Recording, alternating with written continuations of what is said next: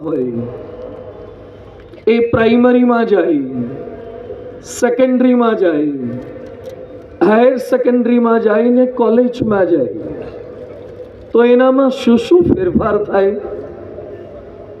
બાળક play હાઉસમાંથી college સુધી, UG PG સુધી પહોંચી જાય તો શું ફેરફાર થાય?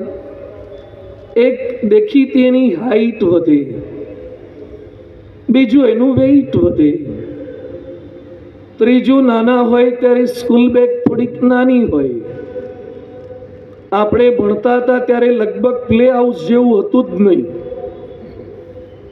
અહીંયા બેઠેલામાંથી જે ક્યારે બાલ મંદિરમાં ન ગયા હોય અને સીધા પહેલામાં ચડી ગયા હોય, હાથ ઊંચો કરો. લગભગ મોટા ભાગના છે. હવે અત્યારે આ બધું નવું નવું નીકળ્યું છે, પ્લે હાઉસ ને nursery, junior KG, senior KG ને. એક ભાઈને મેં પૂછ્યું પ્લે હાઉસમાં શું કરવાનું? એ કે ઘેરથી લીધેલો નાસ્તો ત્યાં પૈસા આપીને ખાવાનો. ઘરેથી જે નાસ્તો ભરી આપ્યો હોય ત્યાં રમકડા રમવાના અને ખાવાનો. તમે એમાં લાભ શું થાય? કે છોકરાને તો લાભ થાય, પણ એની મમ્મીને બીજું બધું ટીવી સિરિયલનો ટાઈમ મળી રહે, મેકઅપનો ટાઈમ મળી રહે.